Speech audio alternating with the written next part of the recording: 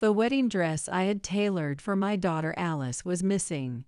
When I asked my husband Anthony about it, he replied nonchalantly, "Oh, that.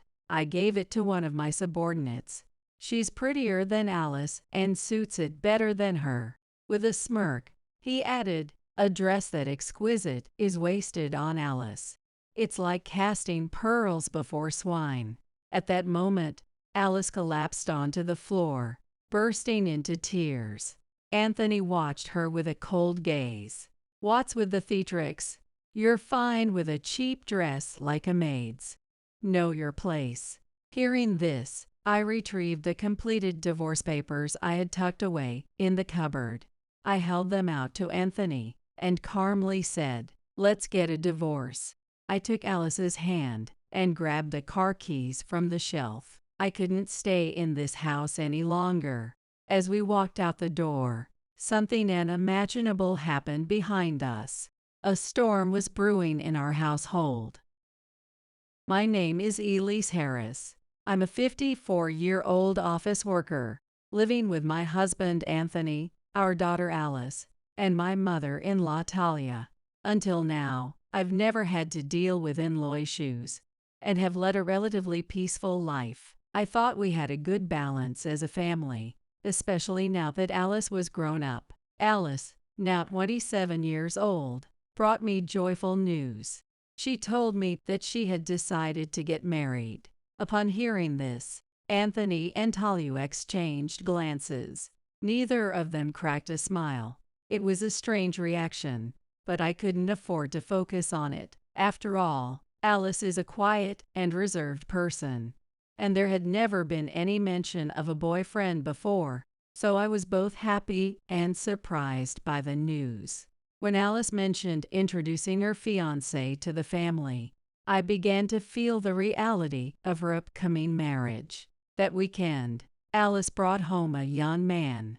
He was polite, considerate, and such a good person that I felt he might be too good for her. I couldn't help but marvel at how such a wonderful man still existed these days. Watching Alice talk to him, sometimes nervously, sometimes warmly, I realized how much she had grown up. The thought of their happy future made me tear up, and I wholeheartedly wanted to support their union. However, after the young man left, problems arose. It seemed that Anthony and Talia didn't find him to be a very favorable match for her. "Did you see that guy? His appearance was so frivolous," Talia said in a critical tone. "He didn't seem that way to me. He looked proper in his suit," I replied. Talia frowned at my response. "Elise, you're always so gullible. Young men like him can deceive people easily."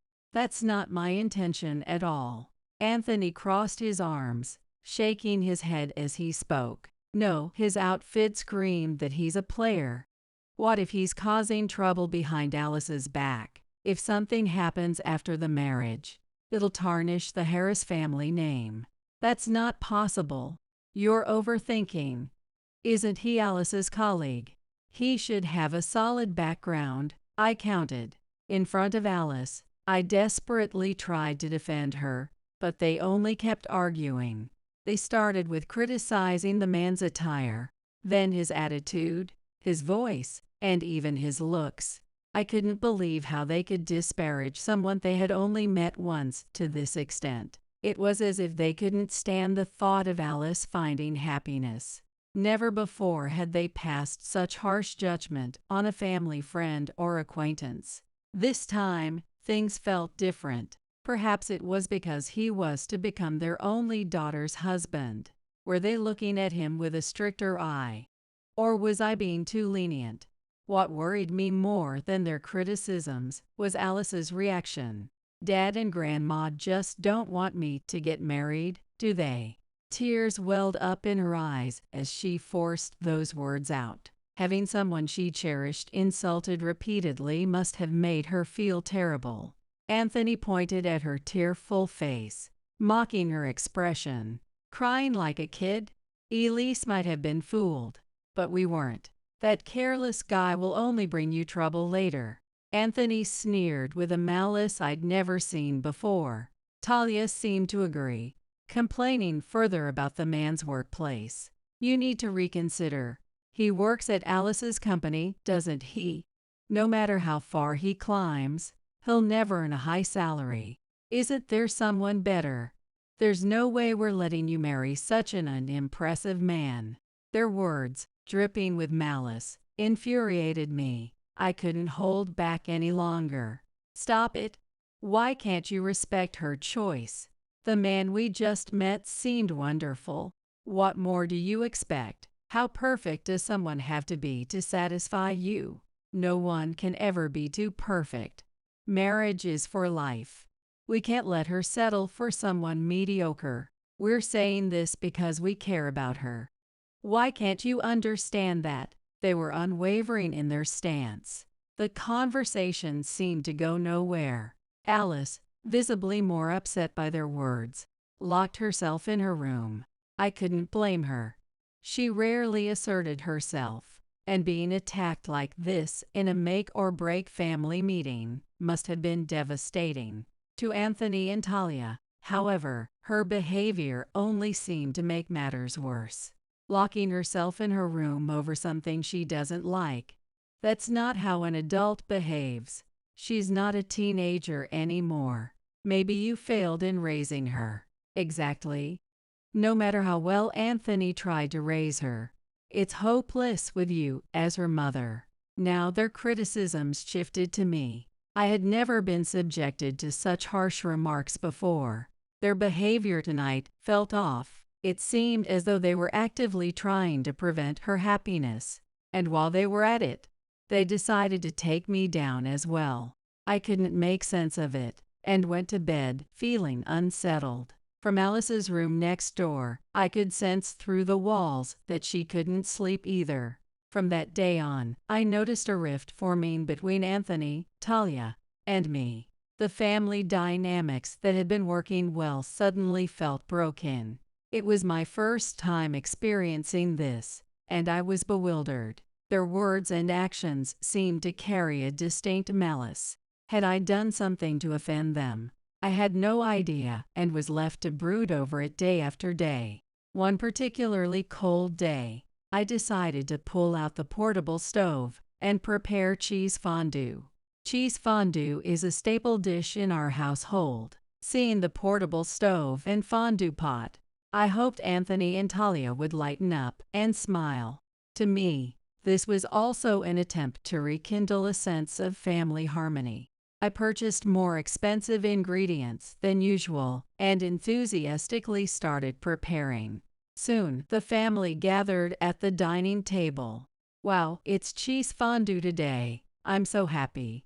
Mom, can you teach me how to make it? I want to cook this after I get married, Alice said, her eyes sparkling. Seeing her like this, I was relieved that she seemed to have recovered from her recent shock. My plan to soften the family's hearts with cheese fondue appeared to be working already. I smiled inwardly, thinking how Alice's cheerful nature brightened our household. Anthony then silently took his seat at the table. He looked visibly grumpy, as if wanting to say, "Hurry up and serve the food." It was the face he usually made when something unpleasant happened at work, or when he wasn't feeling well. Finally, Talia arrived, raising her voice immediately. "Haven't you prepped the meat yet? Anthony is hungry, and your timing is all off." Talia never helped with kitchen work. Apparently, she'd always been bad at cooking. When Anthony was a child, their meals mostly consisted of ready-made items. I wouldn't have minded that, but she often found fault with my cooking. Today, she wasn't just criticizing the taste, but also the preparation process before eating. "Don't worry, Talia. I bought pre-prepped meat today. We can start eating right away. They sell such shortcuts these days. Unbelievable. You're relying on products like that just to make things easier for yourself." It seemed that using convenient options had upset her. To Talia, cooking should involve effort and time. No shortcuts allowed. Not wanting her comments to ruin the cheerful family atmosphere, I tried to smooth things over. Now, give it a try. Everyone will be happier if we can eat sooner, right? Don't sugarcoat it. You're just too clumsy to handle the prep work, aren't you? Honestly, people these days are hopeless. Last year, she wouldn't have complained no matter what ingredients I brought home. Now it felt like she was deliberately picking fights with me. But Talia's dissatisfaction didn't end there. Elise, the side plates are too far away. Can't you even arrange the table properly? Poor Anthony, being stuck with such a hopeless wife. This is why it's so important to carefully choose a spouse, she said, turning her gaze to Alice. Alice's face clouded with sadness, as if the painful memories from the other day had resurfaced. As the fondue drew to a close, she silently put down her knife and fork and left the table. She still seemed deeply hurt. Talia, however, paid no mind and continued to issue petty demands, asking me for the fondue spoon or something else. I found myself repeatedly going back and forth to the kitchen. When I finally returned, I noticed all the remaining fondue ingredients had been served into Talia's and Anthony's plates. I, who had spent the evening preparing and cooking, had hardly eaten anything. Talia turned to me, clearly unimpressed by my astonishment. "Why don't you just eat some cereal?" she said dismissively. "Well, I guess that's fine, but I've hardly eaten anything yet," I replied hesitantly. "How petty. You really are small-minded," Talia shot back. Resigned, I went to the fridge to grab some yogurt, planning to pour it over the cereal. I couldn't help but feel a pang of regret over the expensive ingredients I had bought. The thought that I might be acting greedy made me feel even more downhearted. As I returned to the table, yogurt in hand, Talia suddenly snapped. "Yogurt? Seriously? What's the point of having cheese fondue, then? Just think about your performance tonight, cutting corners. Poor preparation. It's unbecoming of a proper housewife, and now you're overeager to eat. That's just ridiculous." Before I could respond, Talia grabbed the yogurt from my hands and hurled it to the floor. The yogurt spilled everywhere, a sad, messy splatter across the floorboards. "That's even more wasteful," I protested, appalled. "Well then, why don't you eat that?" Talia said smugly, pointing at the ruined yogurt on the floor. Of course, it was completely inedible. I knelt on the floor, stunned. Anthony, who had been silently eating from his plate, finally looked over at me. "Hurry up and clean it up. It's an eyesore," he said coldly. Talia then retreated to her room, leaving me no choice but to clean up the mess. What had started as an attempt to bring the family closer together with cheese fondue had devolved into this. The yogurt had seeped into the cracks of the floorboards, refusing to come clean no matter how much I wiped. What could have gone so wrong? What had thrown everything off balance? Confused and disheartened, I found myself crying in the kitchen as I cleaned up. The next morning, when I went to the kitchen to prepare breakfast, I noticed that all the old newspapers we kept for cleaning were gone. Flyers and catalogs were missing too. Puzzled, I checked the calendar, but it wasn't the day for paper recycling. I suspected Talia was behind this, but I couldn't fathom why she'd suddenly gather all the paper waste so early in the morning. Usually, Anthony and Talia wouldn't even lift a finger to sort recycling without repeated reminders from me. This was highly unusual. The true problem came to light when Alice returned home from work that evening. She rushed into the house, alarmed. She frantically asked everyone in the family, "Grandma, have you seen my manga or albums?" Alice asked, visibly distressed. "You don't need those anymore. You're not a child. They'll go out with the next recycling." "What? Grandma, did you take them? Those are precious keepsakes filled with memories." You can't just throw away someone else's belongings without asking. Where are they? Clearly, those items meant a great deal to Alice. In a rare outburst of frustration, she stormed into Talia's room, searching for answers. A sharp, anguished cry soon echoed from Talia's room. "What is this? Grandma, what were you thinking?" I peeked through the gap in the door and saw Talia's room, piled high with paper magazines, newspapers, and other scraps, turning the space into something resembling a hoarder's lair. The scene was bizarre. Upon closer inspection, it wasn't just Alice's belongings or kitchen recyclables in the piles. Even my magazines and other personal items had been tied tightly together and added to the collection. Alice, with tears in her eyes, began pulling her possessions out of the stacks and carrying them back to her room. "Stop taking my things, Alice," Talia protested. "These are mine, Grandma. Even you. This is unacceptable." Alice snapped, her voice filled with anger. "I went through so much effort to collect those," Talia muttered, clearly upset about her diminishing paper collection. She showed no concern for Alice's feelings, and instead stroked the remaining paper stacks with her hands. Even as Talia's behavior grew increasingly erratic, Anthony showed no reaction. He simply walked out of the house without a word, leaving the rest of us to deal with the tension. The family wasn't just failing to connect, it seemed like things were moving in an even more troubling direction. Amid this chaos, the date of Alice's wedding was steadily approaching. It felt like the perfect opportunity to reaffirm the bonds of family.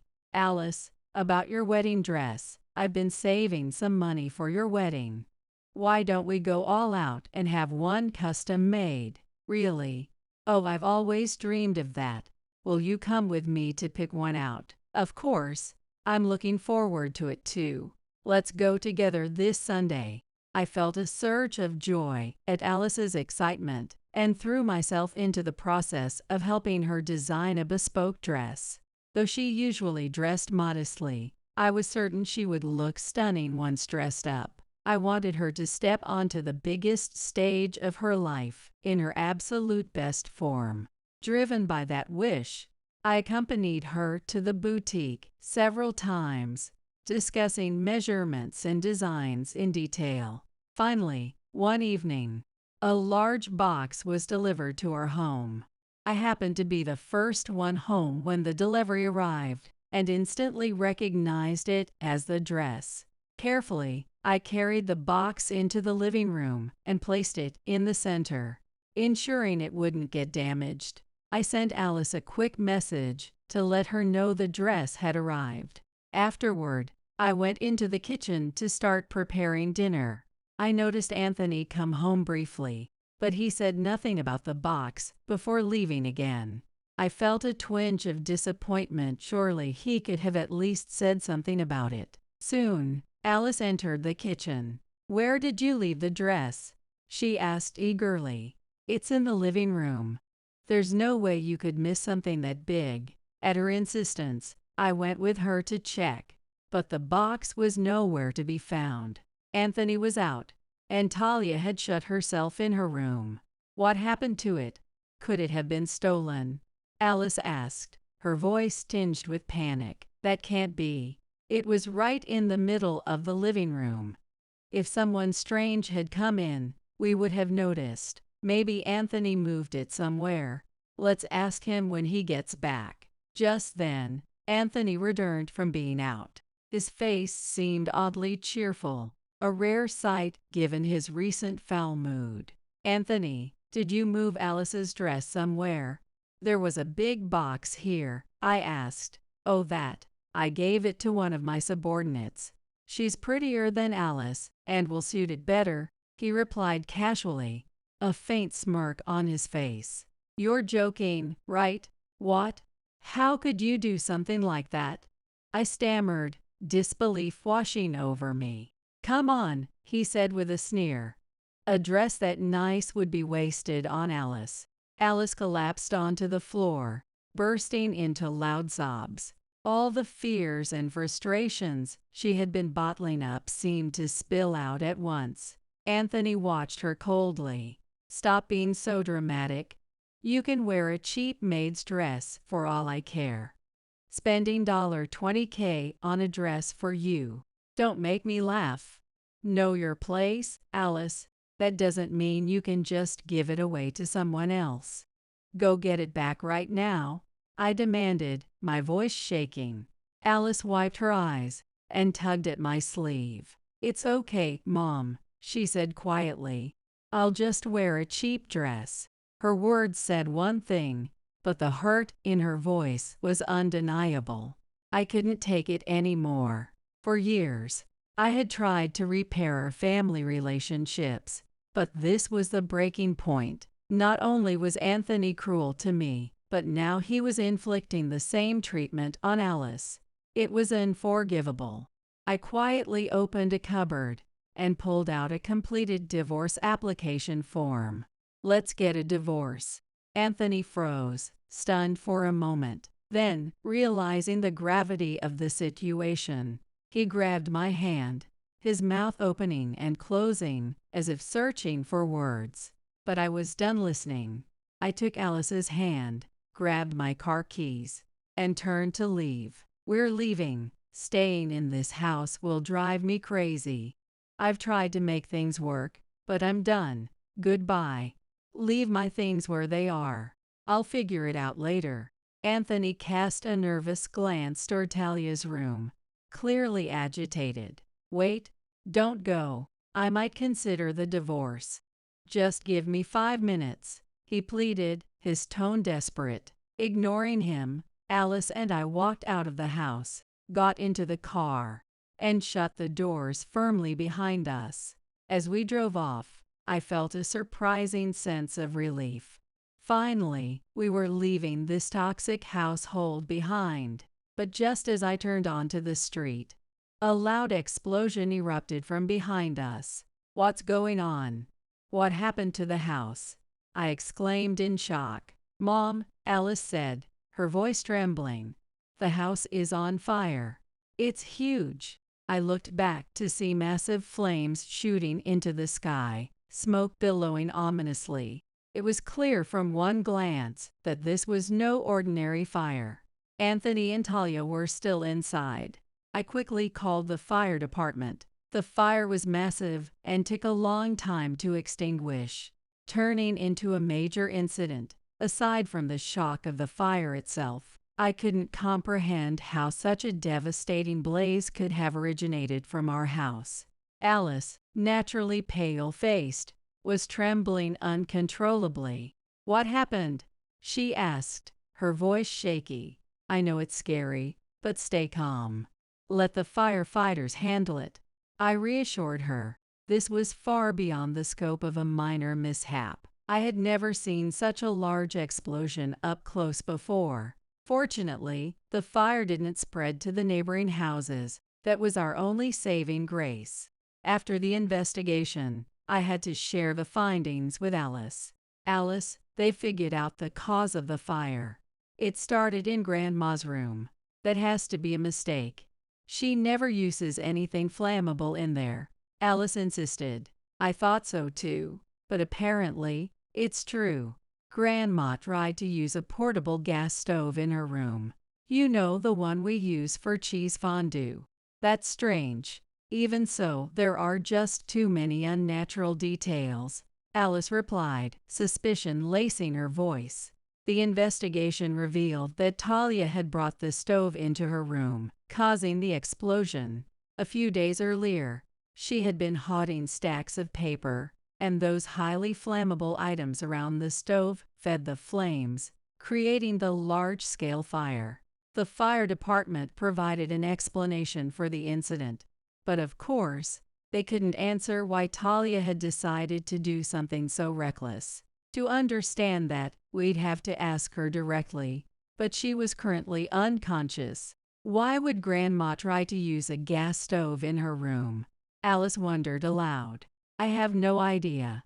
Maybe she was trying to cook something, though it's not like her to cook," I replied, shaking my head.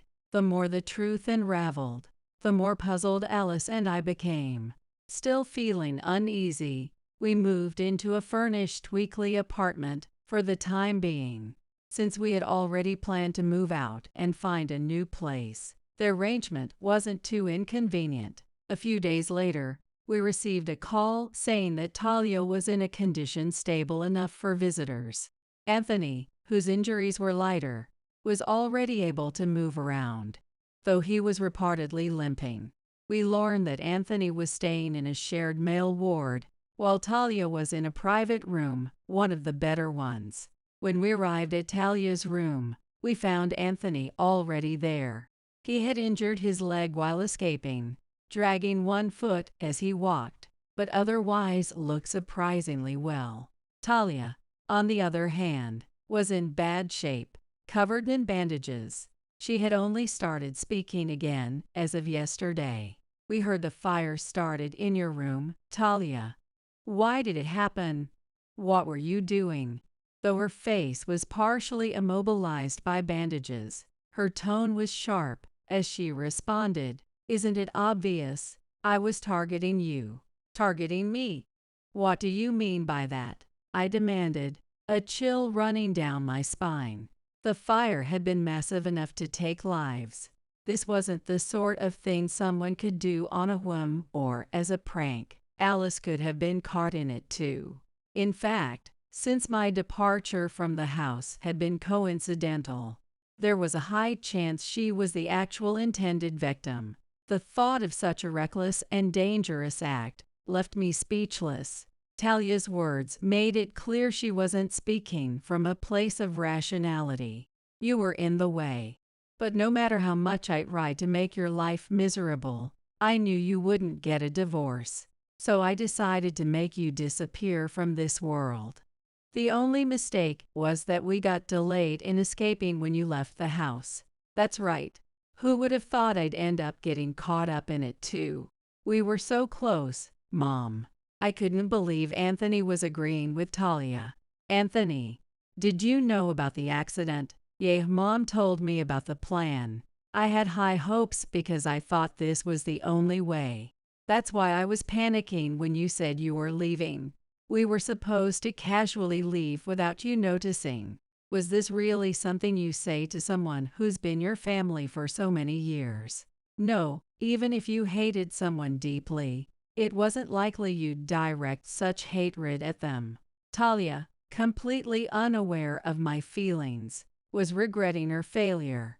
"I guess it's harder than I thought to make the explosion happen at the right time.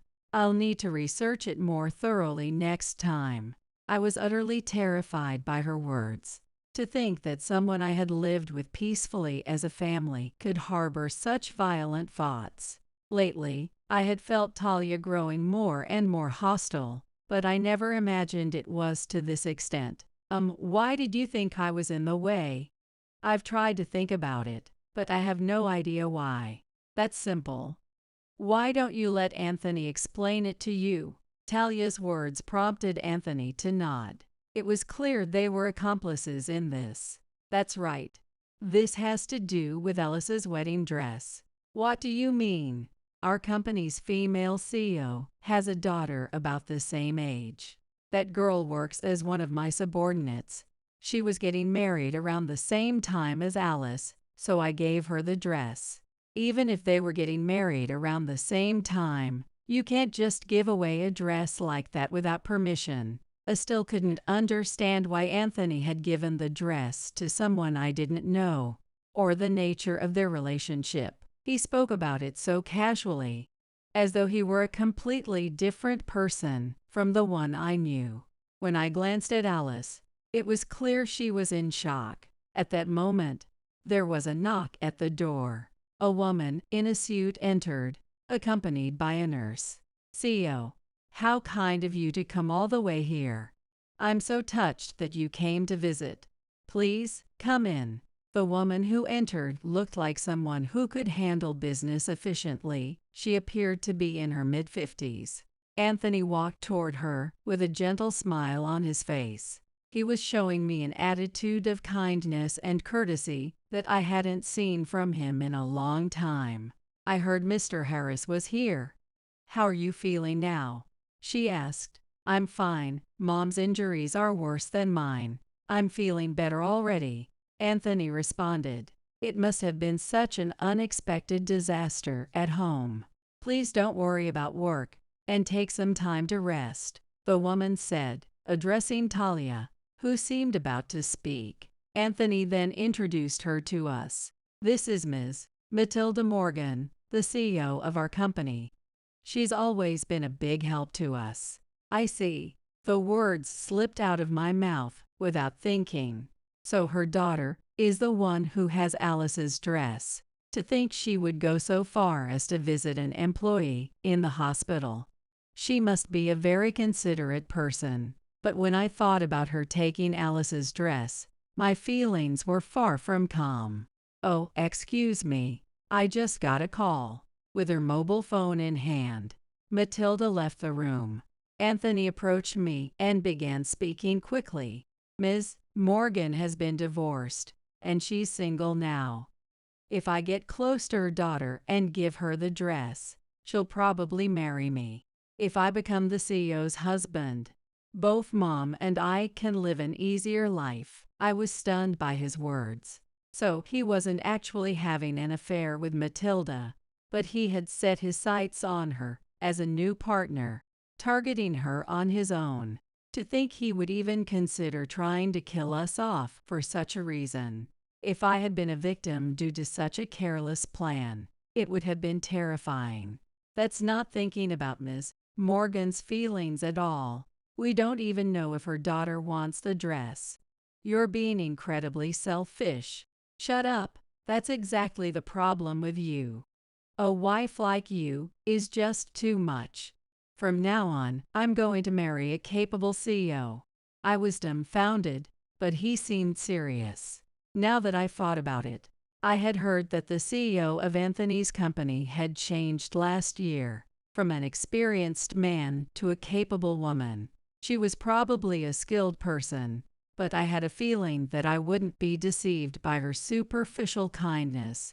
However, Talia next to me seemed to have no objections, and she nodded seriously. Unable to stay silent, I interrupted. Do you really think that will happen?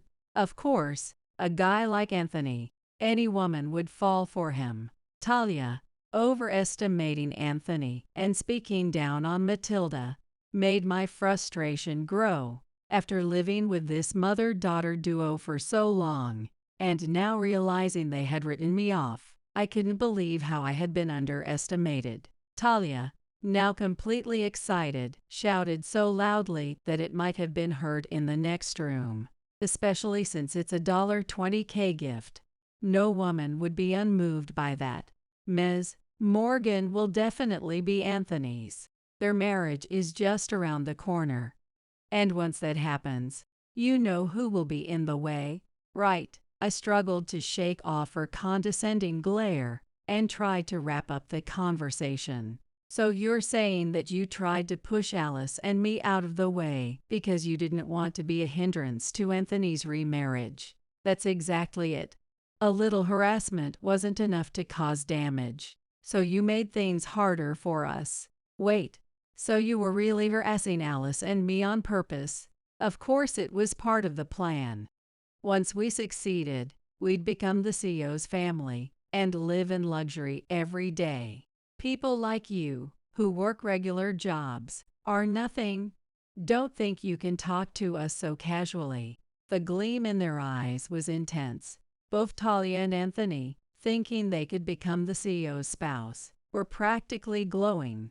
It was a feeling of seeing the ugliness of human nature. They seemed to believe they had already become wealthy, and looked at me with disdain. What do you think you're doing to the rest of us? Do you think everything will go the way you want? This is going too far. And for all you know, you don't even know how Ms. Morgan feels about it. As I said that, the door opened, and Matilda entered the room. What's going on? Were you talking about me? Suddenly, Talia switched to baby talk. Knowing her previous harsh words, it was unpleasant just to hear it. Yes, CEO. I've heard so much about you from Anthony. I hear you're such a capable woman. I've wanted to meet you for a long time. The dress I gave you, I hope you liked it. I was thinking of becoming a family friend after this. Despite Talia speaking in a stilted manner, Matilda didn't respond with any special kindness. She calmly replied, "The dress? Oh, the one I left behind when I wasn't here. I brought it with me today. I'll return it to you. It's in the car. I'll have it delivered later." "Why is that?" "I thought the dress was meant for your daughter's wedding. Please don't hesitate to accept it," Anthony continued pleading, almost desperately. To them, the wedding dress was the ultimate bargaining chip, but Matilda's response was less than favorable. It was no wonder they were panicking. "CEO, please use the dress I prepared for your daughter's memories. It's such a beautifully crafted dress, don't you think? I personally love it." A pack of lies. When the dress was being made, Anthony had never once come to discuss it, even though he spoke as if it were his achievement. Alice and I could only feel indifferent. Matilda, who had maintained a composed demeanor until now, showed a stern expression. You actually gave such a dress to our daughter. She did like the expensive dress and said she would wear it for the pre-wedding photo shoot. But when she tried it on, it turned out to be a huge problem. I had a bad feeling." Alice, too, was stiffening beside me. Anthony, without any hesitation, butted in. "But our daughter and your daughter have similar builds, so I thought it would be fine. My daughter was a bride by chance. Sure, the hem and length were fine, but the fit around her belly was terribly noticeable. We didn't have replacement dress ready, and she ended up crying as she had to take awkward photos. I couldn't imagine how painful it must have been for her to have to take wedding photos like that." Anthony, who had carelessly gifted the dress without any attention to detail, couldn't possibly understand. Matilda's anger didn't seem to subside. "Honestly, I would never accept a dress made without even asking the person what they wanted. My daughter is easygoing, so she tried to wear it anyway. But in the end, it didn't fit. Just assuming a dress would make someone happy is such a shallow thought.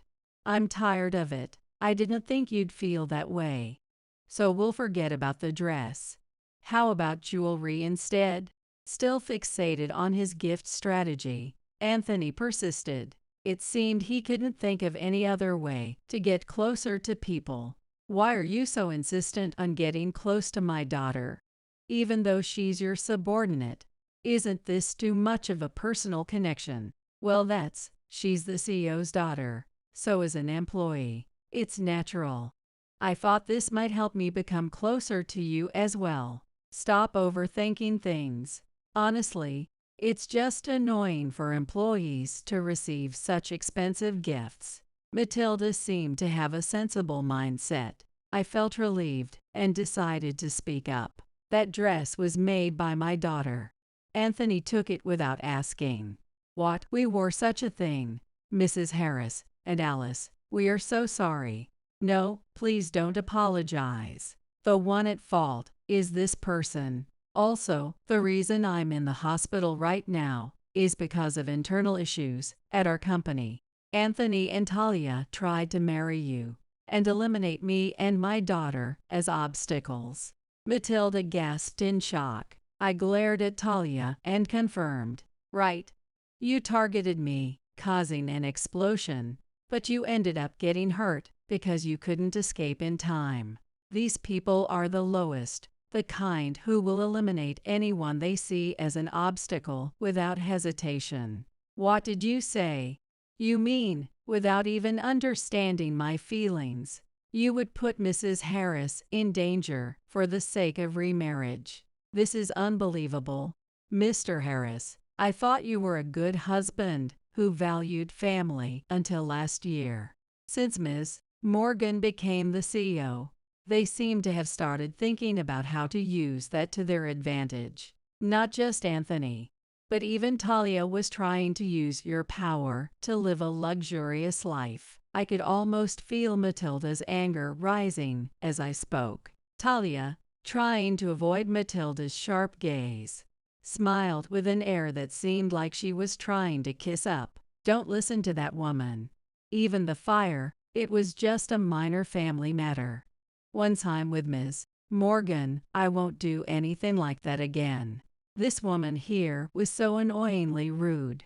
We were trying to get rid of her. So you're saying Harris, who brought the dress, and Talia, who caused the explosion, were accomplices? Both of them were plotting to eliminate the wife and daughter. Matilda's face went pale as she took a step back. This was an unimaginable situation for her.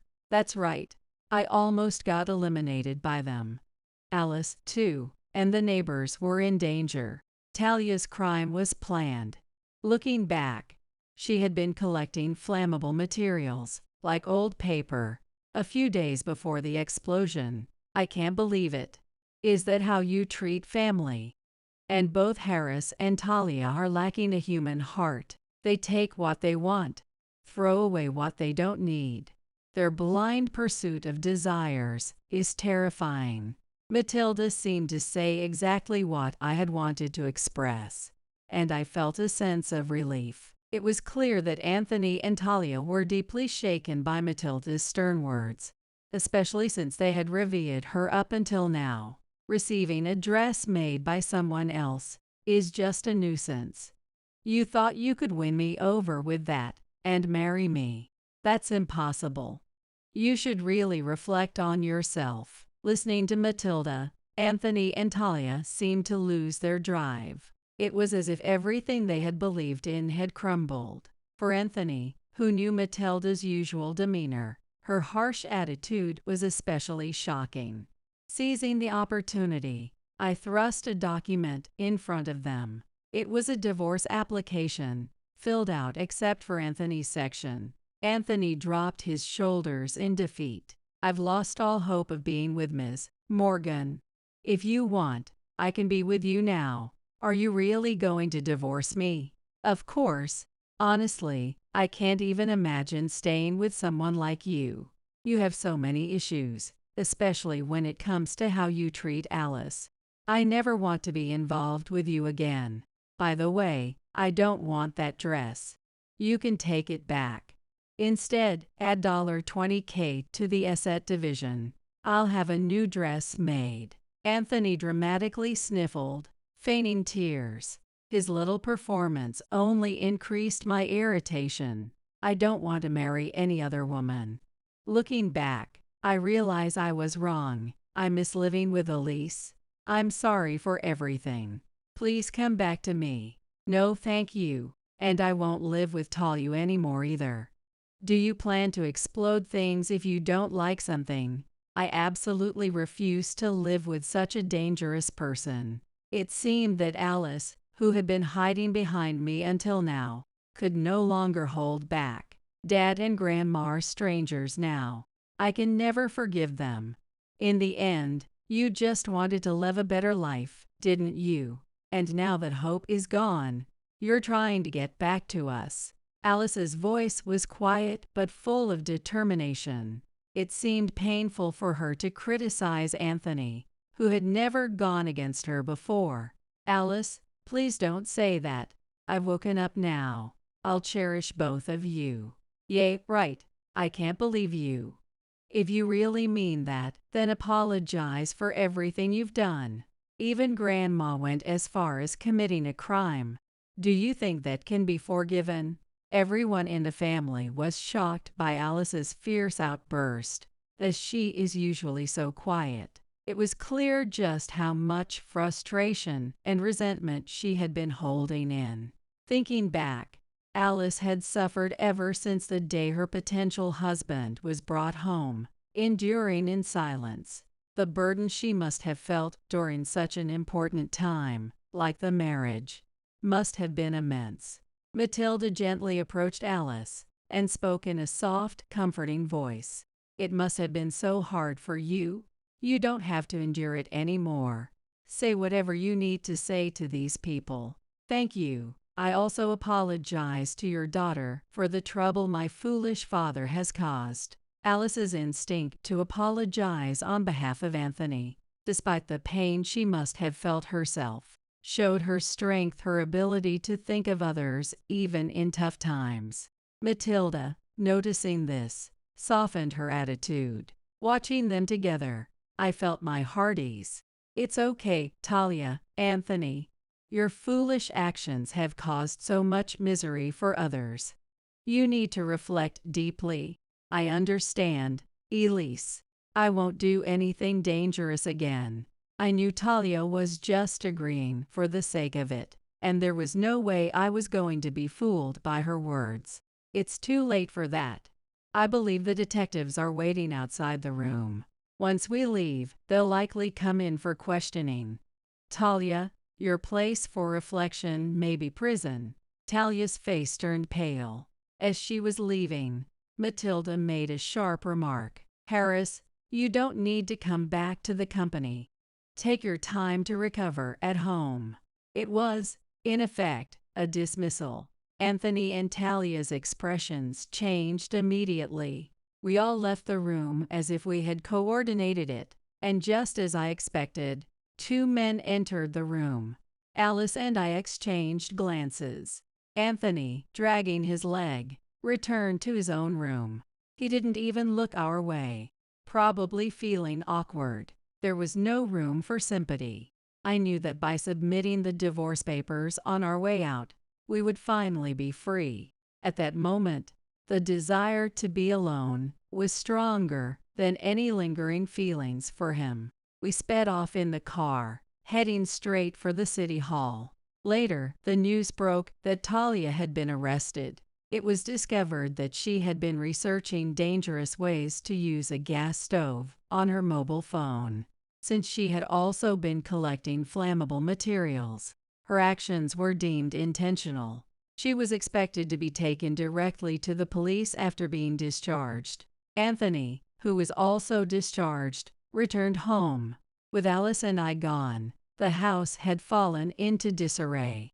The house, which had been destroyed by the explosion, had a hole that no one had come to repair.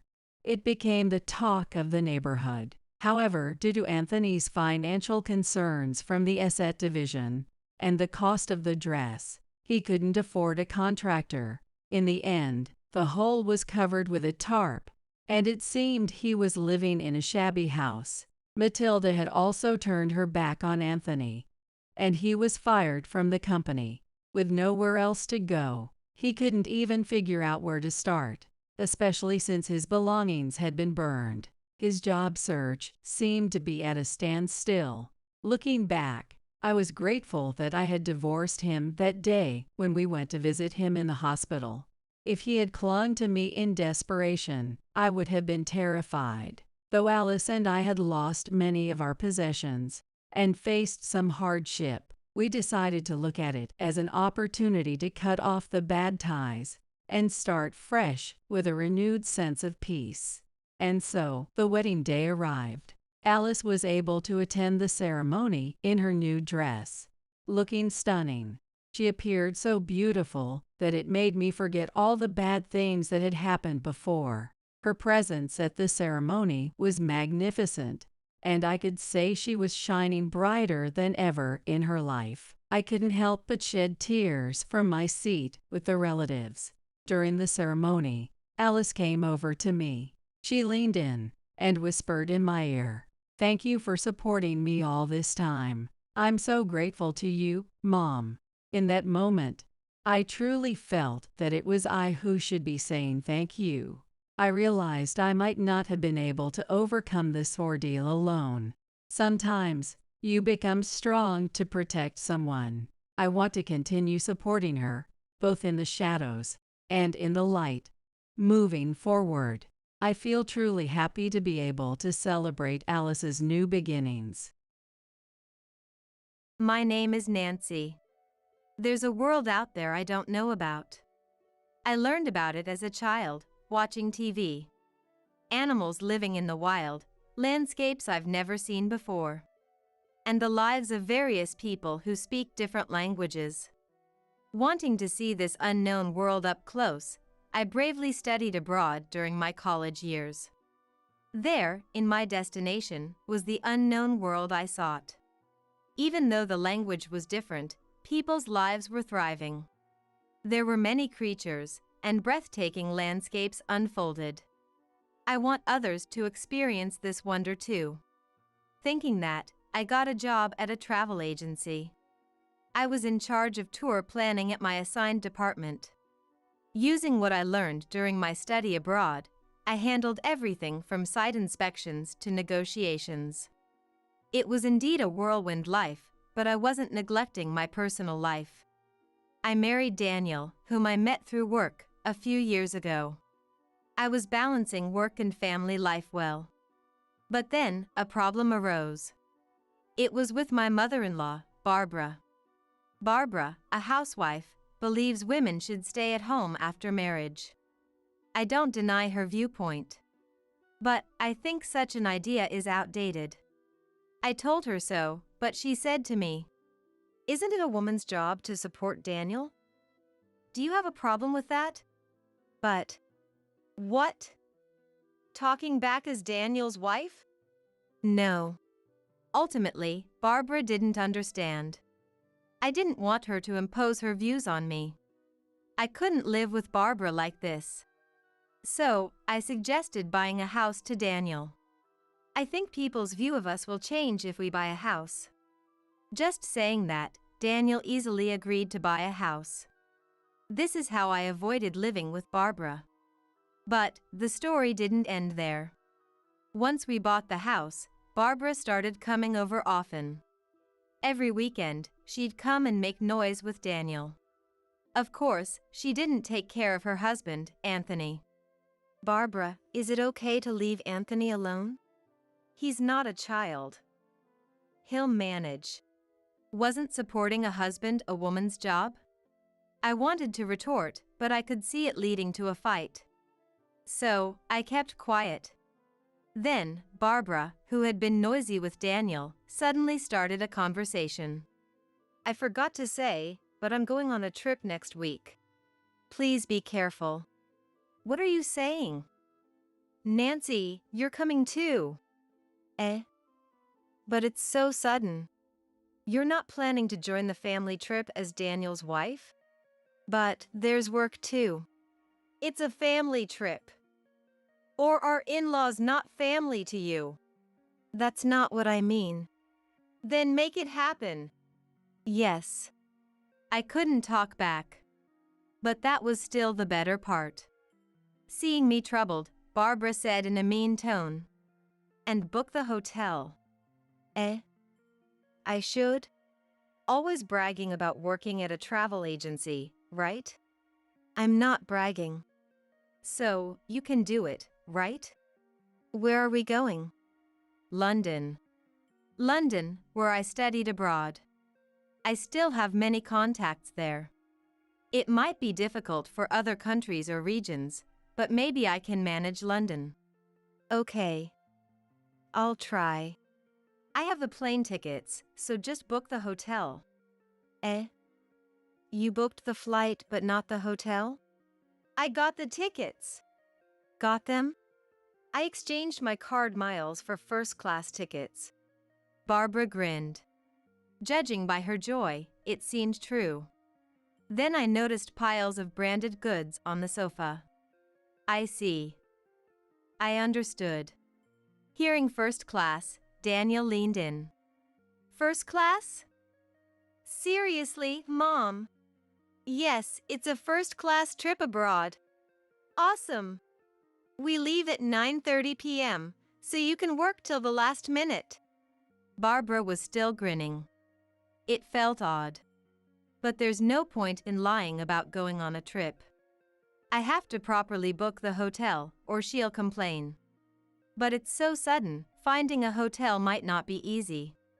After some thought, I decided to use my old contacts from my study abroad days to get a hotel referral.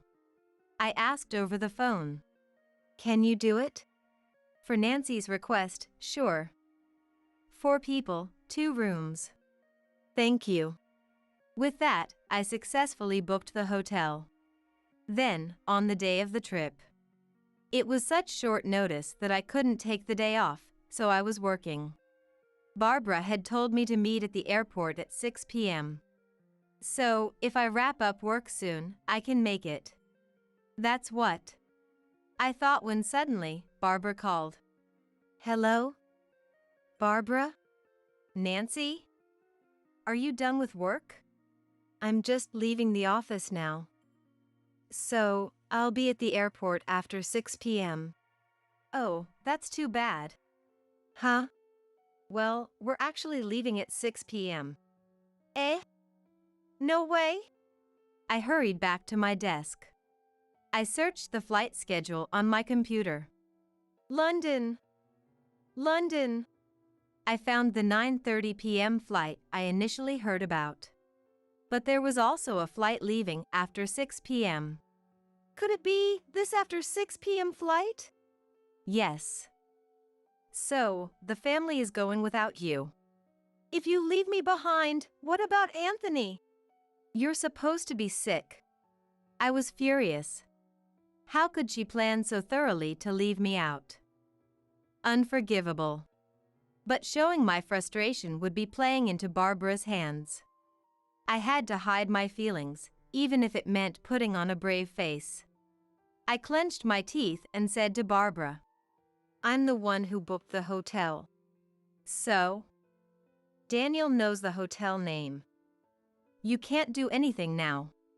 I could hear Barbara laughing on the other end. Annoyed, I said, Go without me then. That's better. We don't need a useless wife like you. Useless? What do you mean? Don't you know? What? You neglect housework for your job. Daniel is complaining.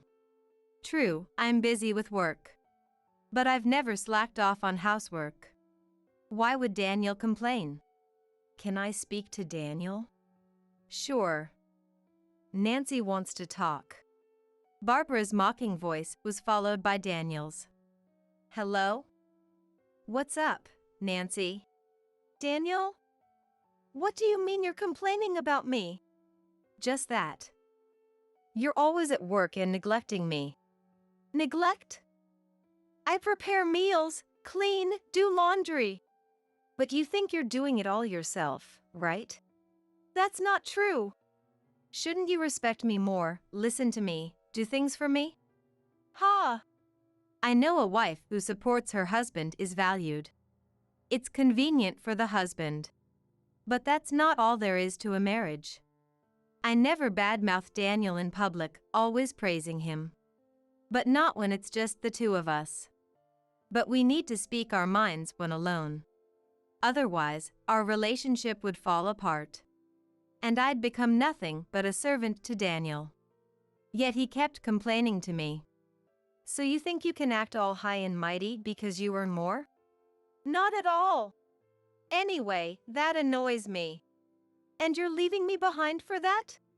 Yeah, consider it stress relief.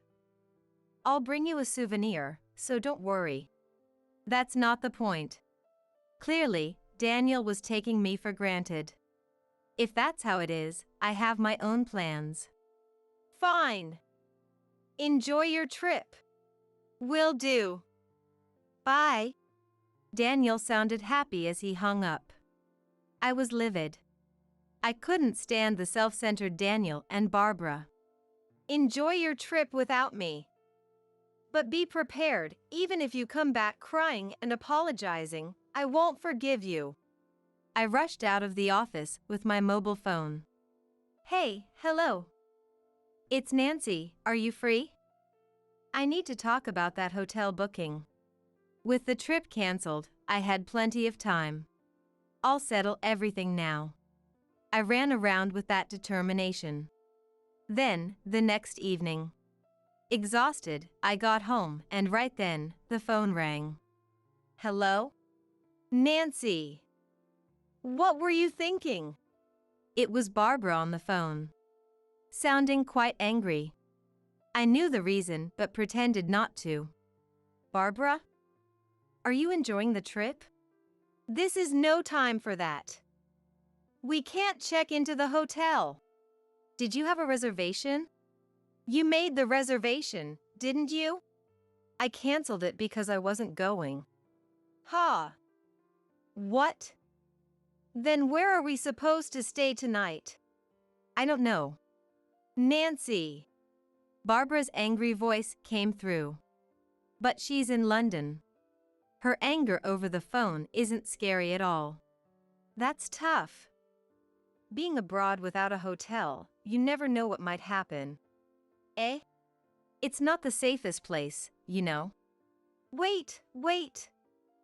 Help me! Barbara sounded panicked. Then, a faint voice in the background. There's a canceled room. Anthony is negotiating for us to stay there. It was Daniel's voice. Is that true, Daniel? Looks like it'll be fine. See, Nancy? You heard that?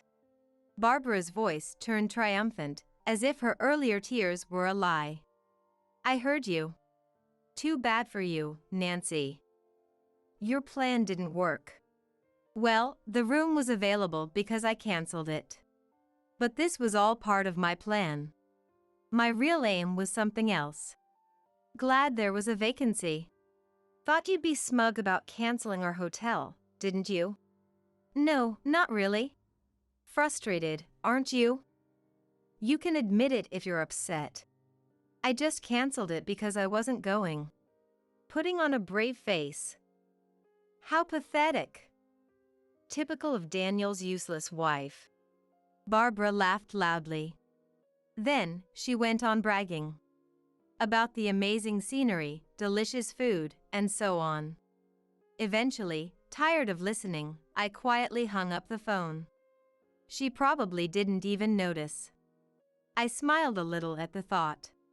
Anyway, just a few more days to endure. I braced myself and had dinner. A few days later, on my way back from a certain place. As I headed to the station, Barbara called again. Hello? What's up? Nancy! What's going on? Again? Not again. What's wrong with this hotel? What are you talking about? Barbara's story, in short. They stayed in the room I canceled, thanks to Anthony's negotiation. Anthony's negotiations were easily concluded. Barbara and her friends were to stay in an open room. They were supposed to stay for 4 days. And check out today. But there was a problem. They were billed £8,000 by the hotel. So, what's the issue? It's £2,000 per night, right? Huh. That's about $2,500 per night in dollars. Ridiculous. It's for 2 rooms, right? So, about $1,200 per room? You told Daniel it was $300 per room per night. Yes, I did. So it should be $600 for 2 rooms. Why is it 4 times more? I was astonished. They stayed without even checking the room rates. Well, I anticipated this, so I set it up accordingly. Anyway, Barbara, making a fuss on the phone, must be bothering others. I should calm her down. Hey, Nancy! You hear me, Nancy? Barbara, can you be a bit quieter? Why did you lie? She's good at accusing others without reflecting on herself. Exasperated, I began to explain to Barbara. The $300 rate was because I made the reservation. Huh? So, because it was last minute, I asked a friend who runs a hotel. A friend? Yours? Yes. Their hotel offers rooms for around $600 for 2 people. Then why $1,200? That's the rate for a really nice room. My friend did me a favor. Eh? A favor? There were no other vacancies, so they arranged a nicer room. So, is this the regular price? Barbara sounded flustered. When I heard from Barbara, there was no time left for the trip. So, I told my friend any available room would do. The only vacancy was an expensive suite. My friend kindly gave a discount.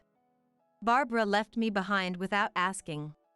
I immediately told my friend the situation and got the room cancelled. But I couldn't just leave Barbara and the others without a hotel.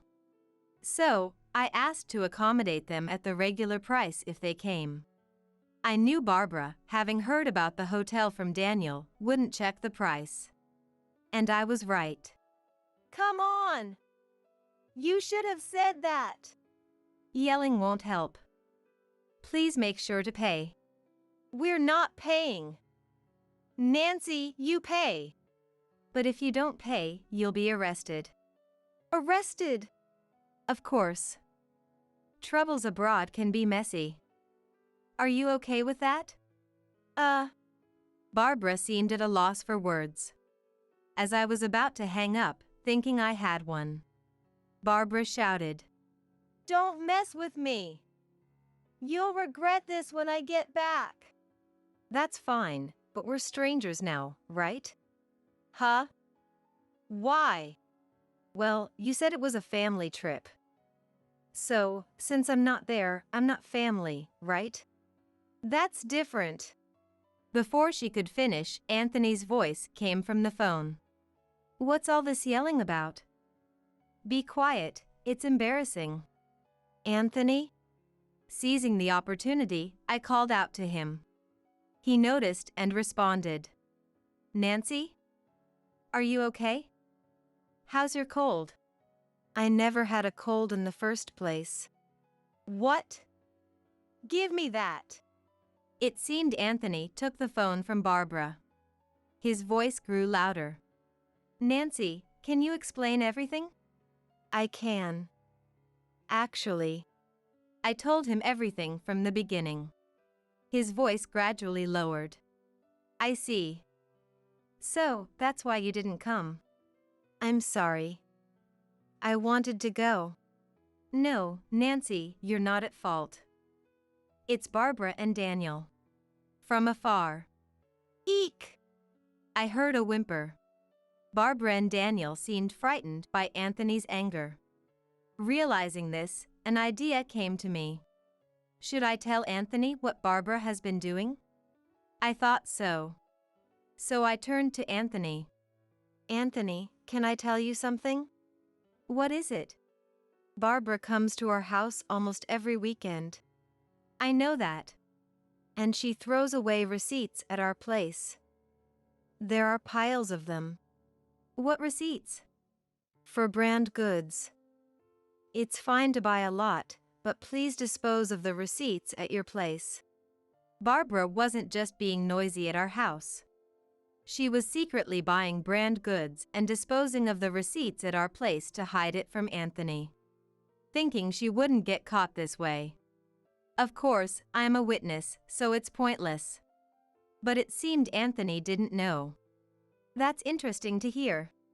Also, please tell her to stop bad-mouthing you at our place. She talks about me too? Yes. She says you don't earn much. Daniel, too.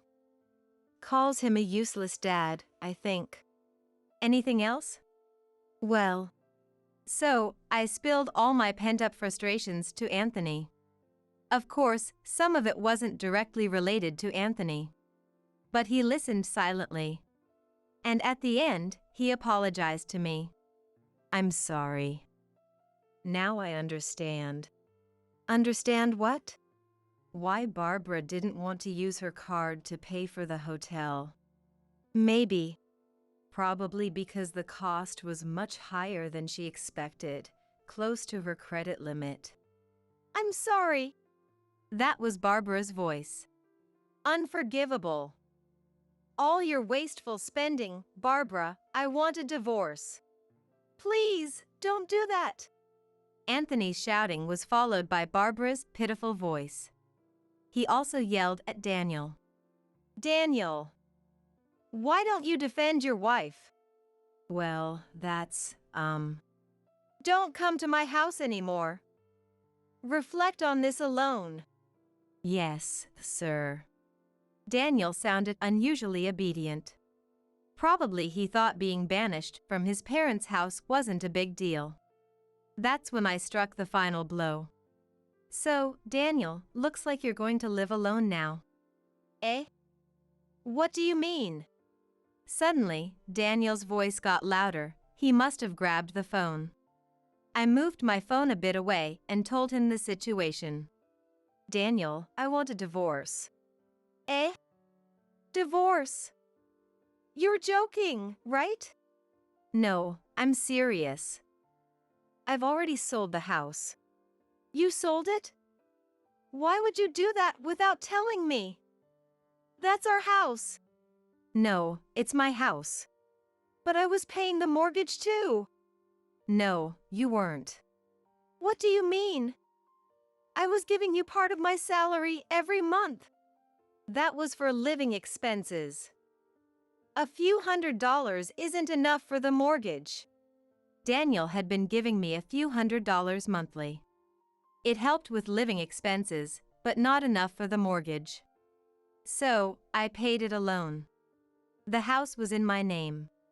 So there was no room for complaint. This incident made me decide to divorce Daniel. I sold the house, full of unpleasant memories of living with him. So, you'll be living alone. Wait. Think it over. No, it's decided. I'll contact you once I find a place. Then I'll send you the official notice. Official notice? Of course. I'll be claiming compensation in the divorce. Wait for me. Daniel was crying on the other end, but I didn't care. I hung up the phone. After that, Daniel and I divorced following discussions. Anthony actually divorced Barbara too. Barbara, due to her wasteful spending, didn't get any compensation in the divorce and was left on her own. I was just thrown out of the room. Daniel was nearly broke. Apparently having spent everything except the few $100s he gave me each month on frivolities. Now, he's living in a rundown apartment and commuting to work. But things might be better for Daniel than Barbara. With no house or money, and Daniel's place too small, Barbara had to take a live-in job. She's working hard from morning till night now. As for me, I'm doing great. Being single, I have more free time and can handle overseas negotiations. I've become a relied-upon figure at work, even hearing talks of a promotion to department head. Today, I'm busy flying around the world, planning new tour packages.